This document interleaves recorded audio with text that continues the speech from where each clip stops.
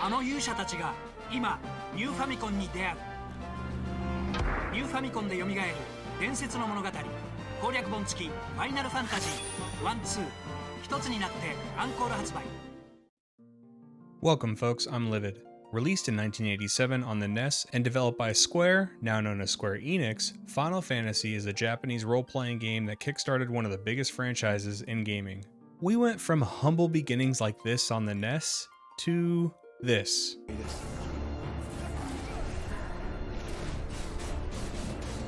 Even this first game has seen tons of ports and remasters. The original game is pretty hard, has plenty of bugs, and some dated UI. But it laid the foundations, and has iconic music and incredibly nostalgic to those who played it when it originally came out. The GBA version added extra dungeons, bosses, and lore. The Pixel remasters settled in on a more slimmed down version that focused on accessibility and quality of life features. And this is the version of the game that I decided to play. In today's video, I'm going to share my experiences playing the original Final Fantasy for the first time ever.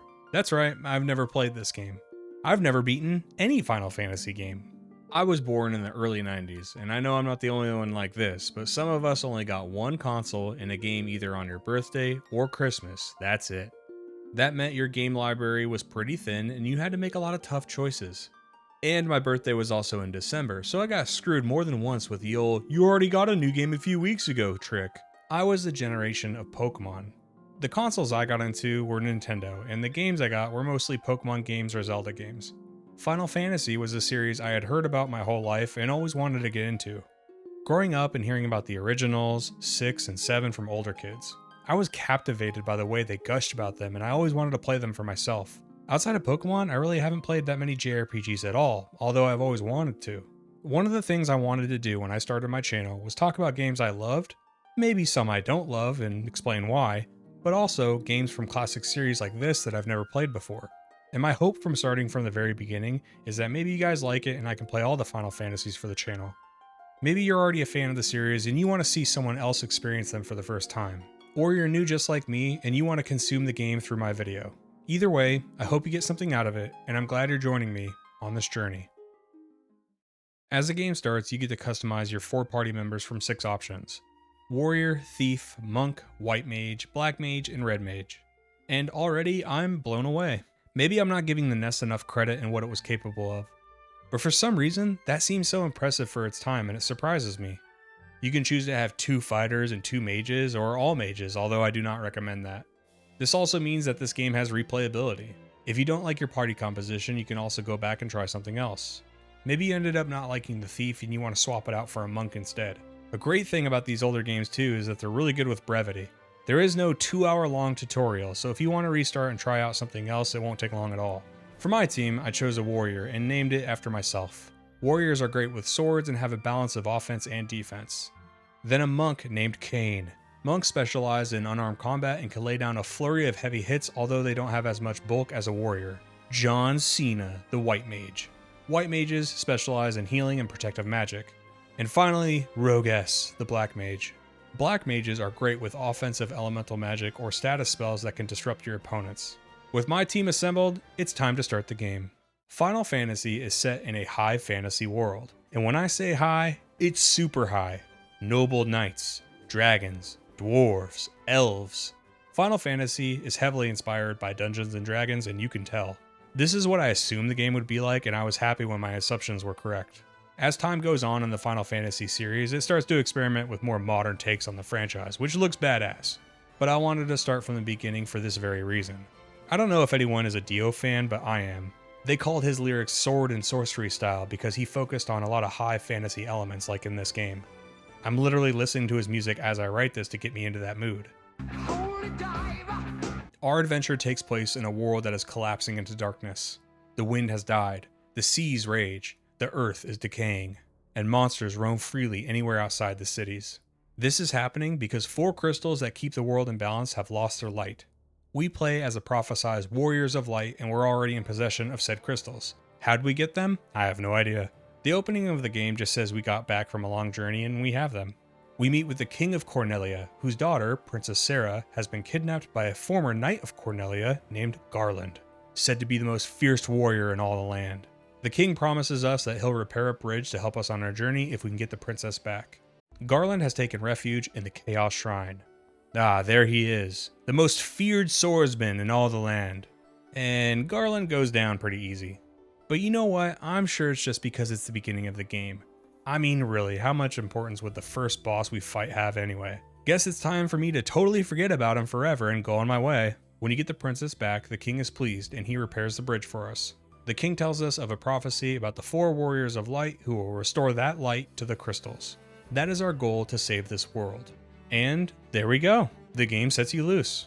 This all goes by really quick, and I can't tell you enough how much I love older games getting you right into the game. Show me, don't tell me. And what a world to explore. We walk around in an overworld, and as time goes on, we'll get access to different forms of transportation that lets us access different areas of the map. Cities and settlements are where you seek refuge to heal your characters, buy items like potions, swords, and spells. And the customization continues. You can choose the types of weapons and spells your characters are utilizing. Sometimes there's a weapon that might be more powerful, but it's less accurate. Or that weapon might have an ability that you can use during your menu during battle, so you don't want to equip it permanently. I would figure that part of the game out later though.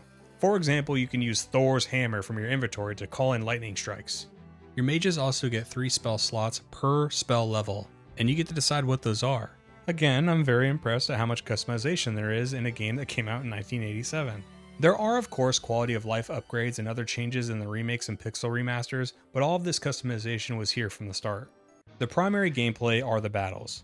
They're mostly in the form of random encounters in the overworld or dungeons. You'll be met by one or seemingly the entire species of enemies at once. The turn-based combat in Final Fantasy is actually pretty fun, even right out of the gates, because it's tough. If you're met by 9 enemies at once, they're all going to get their turn to hit you if you don't kill them quick enough. Sometimes it's not up to you though. There are random chances to have ambush battles where the enemy get the jump on you, but there is also the preemptive strikes where it does the reverse. There is a decent amount of grinding in this game, but not as much as I had always heard about, and that may have something to do with the pixel remaster versus the original game. I enjoyed seeing my characters level up and slowly go from fearing certain enemies to slapping them around. My melee characters started to land harder hits and my mages were given additional slots for new spells. I enjoyed the art style too. I like the pixelated graphics and the sprites, and the backdrops we fight on. The enemies of these games always looked really cool and pretty varied. Goblins, crazy horses, mummies, dragons, mind flayers, and many more. Some enemy assets only get color swaps. Like a wolf will become a green werewolf, and then a white winter wolf. But this is more of a product of its time. This was a much easier way to fit different enemy types into a game cartridge with limited storage back in the day. And they still did a good job of varying up those enemies with differences. For example, the werewolves can poison you. The winter wolves will use Ice Storm, which hits your entire party with a blast of frost. They're only supposed to use it 35% of the time, unless you're me of course, then it's like 100. But do you know what taking a frost blast to the face makes it all worth it? Landing your own attack that hits multiple enemies. Like Thundera.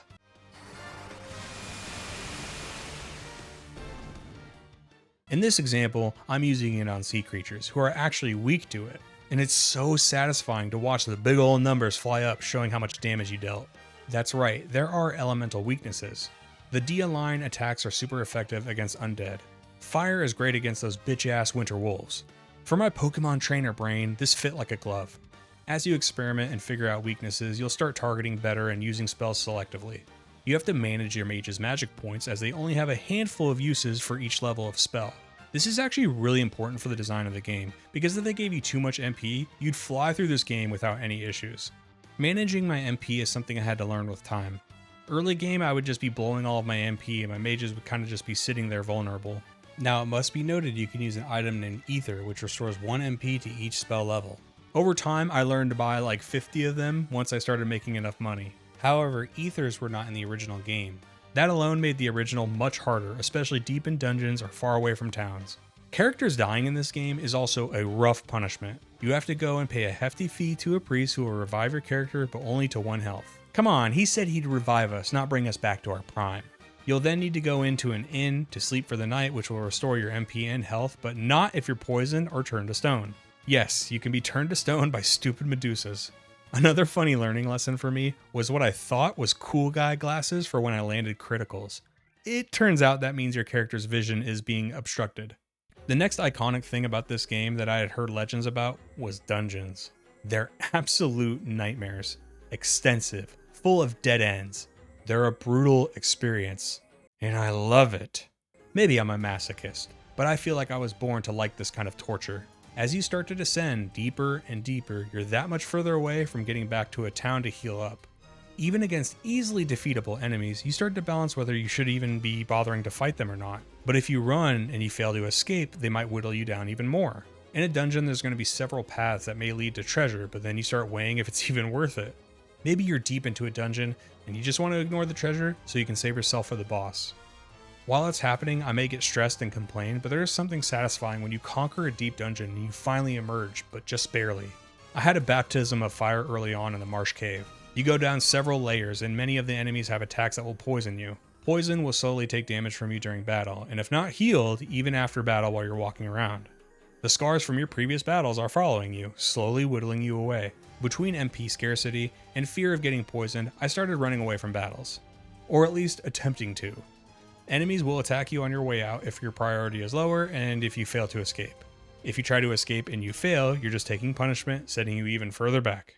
To get around to different areas of the map, you'll get access to a ship, a canoe, and eventually an airship.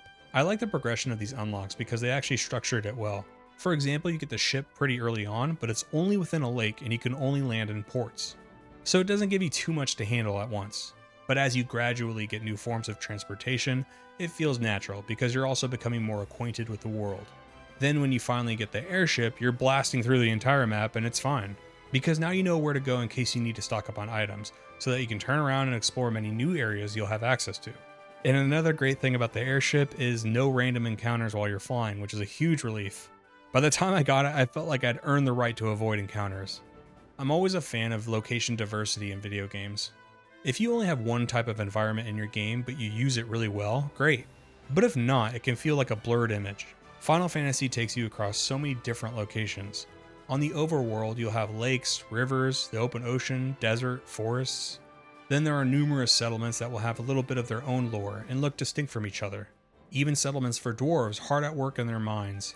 The village of Elfheim, full of elves. And where you can see a little Easter egg to someone you may know. A mysterious people called the Lufenians, who are an ancient people that don't even speak the common tongue that we do. There is some backtracking in this game. For example, there's a witch who wants an eye crystal. The eye is located in a castle far to the south after a lengthy ship ride and dungeon crawling the castle to fight a vampire. You get the eye, go back to her, which is near the beginning of the game. She gives you a potion to use on the prince back at Elfheim, which is near where you just were to get the eye in the first place. I feel it's necessary to defend some of this though. The game came out in 1987. My goal with this video is not to point out older game design and critique it to hell. Remember when I said you got 1 or 2 games a year maybe? There is some forgiveness I have because this type of quest design was probably to encourage players to keep exploring the world, checking their knowledge of the map, and yes, more playing time. Although there is replayability to this game, it also wasn't something meant to be beaten in a day or two. The music of this game and series as a whole is incredible, and I know that without playing the games because I've heard it everywhere my whole life. Maybe it's through watching someone else play the games, watching videos on it, or video game playlists I've listened to over the years. They've even made an orchestra performance of this music. This legendary composer is Nobuo Uematsu. I'm not entirely sure if I'm saying that right, sorry. And his credits run deep. He's the iconic composer of this series and even contributed to a little game called Chrono Trigger. Don't know if you've ever heard of it. As soon as you start the game, you get the beautiful prelude.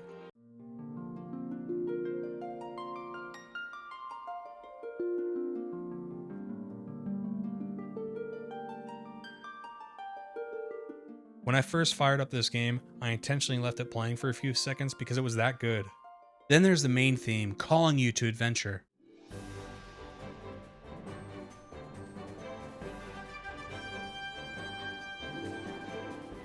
The battle theme to hype you up for your fight.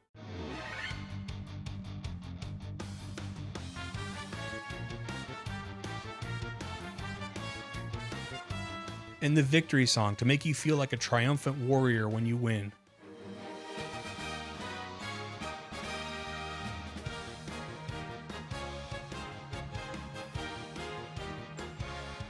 Something I really try to acknowledge and give respect to is these Japanese composers that made such classic music for video games. In an era when video games weren't nearly as big and profitable as they are now, they decided to put their musical talents on a video game rather than something else that may have been more lucrative or more respected in other people's eyes. In order to restore the light to the crystals, we have to conquer the 4 fiends which are draining the light from them. There is a fiend for each of the elements: earth, fire, water, and wind. The first element to restore is earth. After giving the dwarves some nitro powder, they blow a small sliver of land up so that the ocean now connects with the lake. They pulled off their very own Panama Canal operation. This will now allow you to sail around the oceans, giving access to new areas. One of these new areas is Melmond, a town that is decaying and falling apart due to the fiend that is taking light away from the earth crystal. The fiend is at the bottom of the nearby Cavern of Earth. He is undead, so our white mage can use our DS spells, which heal our characters but destroy undead characters. I taught my black mage Haste, which I casted on my warrior. Haste is a fantastic status spell. It allows your melee characters to strike even more within an attacking turn than usual. The Lich is powerful and used pretty much all the elemental spells and even some status spells to slow me down. The one thing I gotta say that I hate about Final Fantasy and other games that do this same thing is some of your status moves not working on bosses. I know this is for balancing. You can't have bosses being silenced or unable to use powerful attacks, but I can't help but feel like this is still unfair. I don't know if I have a perfect solution. I'm not an expert in JRPGs. But if I could somehow go back in time and change it to my liking, I would have appreciated that your spells still work, but maybe they're not as potent as they normally are. Maybe instead of entirely silencing a boss or stopping them from doing something, maybe it just reduces their effectiveness of their attacks. Or the boss becomes a little bit less accurate or something. This would make it so that you can still use all of your spells on a boss, but maybe they aren't as good as they normally would be against basic enemies. This would make sure that the boss fights aren't cakewalks, but also give value to your spells that normally wouldn't work on a boss. The white mage had to work overtime in this fight to keep my team held up, and we just barely beat the Lich.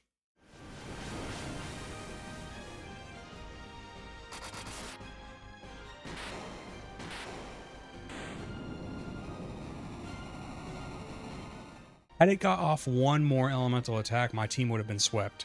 It was a great first fiend fight. The second fiend is at Mount Gulg, but the trip there won't be easy. I have to travel through a winding river full of water beasts, only to run into white crocs, which push me around with ease because I'm no Steve Irwin. This croc is massive! At the end of this river is the volcano. It's full of liquid hot magma, and you don't have a choice. You need to walk through the liquid hot magma in order to proceed. At the center of the volcano is Merilith, Fiend of Fire. She's really good with physical attacks, but also uses fire magic and other disruptive spells. Since Merilith is good with melee attacks, I use the white mage's Protera, which raises my team's defense. Unfortunately, Merilith was quicker to the punch and took down my black mage before I could fire off Protera. I used a Phoenix Down, which revives a party member, and I finally saw one used in real life after hearing about them for so many years. It wasn't as close as the fight with the Lich, but Merilith was still tough. The journey to the third fiend will have a couple of stops and important developments. One of those places is the Ice Cavern, full of winter wolves, of course, my mortal enemies. You end up fighting a mini-boss called the Evil Eye, which is insanely easy. A pack of winter wolves would have been more challenging than this thing. After the Ice Cavern, you finally get access to the airship. Now we can travel to old and new areas. One of those new areas is the Citadel of Trials. This is where you prove yourself, and if you have what it takes to take the next step of your journey. It has a bunch of teleportation portals that can actually send you back if you pick the wrong one. Then there are Medusas. These foul wenches can turn you to stone if you aren't careful. And the only way to cure stone is using a golden needle, which are expensive, or using a spell that could cure it, which you may not have if you came underprepared, like I did. I wish these snakehead fools would go back to Greece. And if that wasn't enough, it has mind flayers. Evil sorcerers that can kill your characters instantly. But if you can make it through the teleportation maze, snake-haired foul wenches, and mind flayers, you get the Rat's Tail. If you take the Rat's Tail to the Kingdom of Dragons led by King Bahamut, he will upgrade your class for your characters.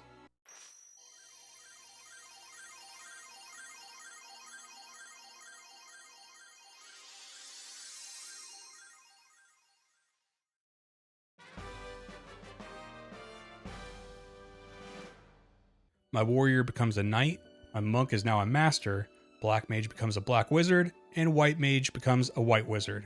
Upgrading your class makes them all stronger in their specialized categories, but also gives certain characters access to different magical abilities. Their sprites also get an upgrade and they look awesome. The Knight and the Master look like they've hit the gym extra hard. With my fresh upgrades, it's time to take down the next Fiend. The third Fiend is deep in the sunken shrine. We even need to take a submarine to get there. Although an extensive shrine, it went by really quick because there's a lot of enemies that are weak to thunder-based damage. But the sunken shrine did give me one of my top favorite moments of playing through Final Fantasy when my master was able to beat up a tornado, so that was pretty cool. The Fiend here is Kraken. He was probably the easiest Fiend to fight so far. I mean, he did try to blind us with ink, but it just wasn't enough. My freshly upgraded party put the Kraken to sleep. Before you leave the shrine, you can also get the Rosetta Stone, which will help you communicate with the Livvvians, a society of people that once lived up in the sky. When you talk to them, they realize you are the prophesized warriors of light, and they give you a chime to enter the Mirage Tower. The Mirage Tower looks like an ancient Egyptian pyramid inside. You'll encounter the snake-haired foul wenches again, but also new enemies like were-tigers and chimeras. The Mirage Tower has a teleportation device that takes you up to the Flying Fortress, where the final Fiend awaits. Up here, you're given a lot of really good items like a full set of diamond rank armor and weapons for your knight, or Rings of Protection, which are some of the best defensive items in the game because they give defense but also immunities to harsh abilities like insta-death. And the reason why the game is giving you all of this great stuff is because we're nearing the end of the game. At the end of the Flying Fortress is Tiamat. For this fight, I was trying to raise my evasion to avoid Tiamat's hits, but it was largely useless because she hit me no problem. However, the White Wizard kept our health up enough and I hasted both the Knight and the Master, so they were unleashing absurd amounts of hits. The Master was landing 20 punches in a single round. With Tiamat defeated, all the Fiends are vanquished from the land. But there's another that must be defeated to truly save the realm. Before we head off to the final area of the game, we can give the dwarves some adamantite. The Master Smith creates the greatest sword ever made, Excalibur. Look at how badass it is! What an incredible blade, I'm sure nothing will ever top it. Just kidding. Very soon after this, you get the actual best sword in the game, Masamune. To finish out the game, we return to where it all began, the Chaos Shrine. We focus the newly restored light on the Black Crystal. It takes us back 2,000 years. The old Chaos Shrine is an absolute labyrinth. I'm pretty sure it's the biggest dungeon in the game by area, and you'll have to fight the Fiends all over again because technically these are different Fiends from the past. Okay, yeah, we're about to get into some pure 1980s booger sugar time travel shenanigans that I fully admit I still don't understand quite yet, but I'll try my best. After defeating the Fiends all over again, we enter a familiar throne room with a familiar occupant, a renowned knight of Cornelia. It's Garland? But we killed his ass 2,000 years from now, and he was so easy. Look, dear viewer, this was a shocker for me. I had never known this, so I was genuinely surprised. And the way you throw him around right in the beginning of the game made me entirely forget about him. I don't know if it's ever quite explained why he's so weak 2,000 years from now, but I headcanon that he's just been living on borrowed time and slowly draining his energy as time goes on. Garland was the one who sent the enemies forward in time to drain energies from the crystal to revive himself over and over again anytime he died. And we are not the only ones who tried to kill him to break the cycle. The bats in this room were a group very similar to us. This group was mistaken as a prophesized warriors of light and lost, being turned into bats. The very airship we ride was theirs. This cycle has been ever repeating, but we're here to change things. I think. Garland unleashes himself into Chaos. Look at how cool he is with the cosmic background. Chaos is understandably extremely powerful, and I lost the fight a few times. He uses tons of elemental attacks, and his physical attacks hit like a truck. He can even heal himself for nearly 10,000 with Karuja. What I needed to do for the fight was continually mix healing and raising evasion with my White Wizard. The Black Wizard's job was to use haste and temper on my physical characters so they could do tons of damage. But if those characters ever died, they lost all of those upgrades. Eventually, I overcame Chaos.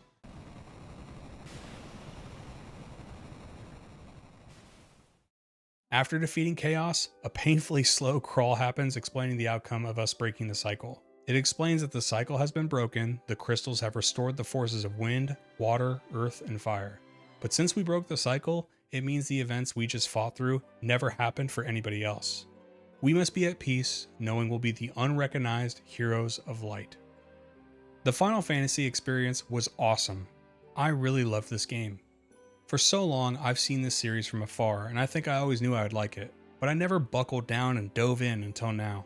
I loved its classic high fantasy feel with its classic JRPG style of gameplay. The music was outstanding. It even had much more lore than I ever would have expected. For a game that originally came out in 1987, I get why it became a huge series. And to this day, people love this game. There is a big following of randomizers and speedrunners keeping the classic game well alive and more accessible than ever. They even do charity events as well. I'll leave links in the description below. I had a lot of fun playing this game and making the video. I would really love to play more of these games, so if you like this video, please do all the YouTube things. Liking the video, commenting, subscribing, all of that is free and it really does help. It'll also let me know to keep making Final Fantasy content for you guys. Folks, that's all I've got for Final Fantasy.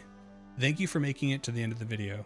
A special thank you to Falk84 over on Twitch, who is a huge Final Fantasy 1 fan. Falk84 helped me a lot during the streams and answering questions I had about the game.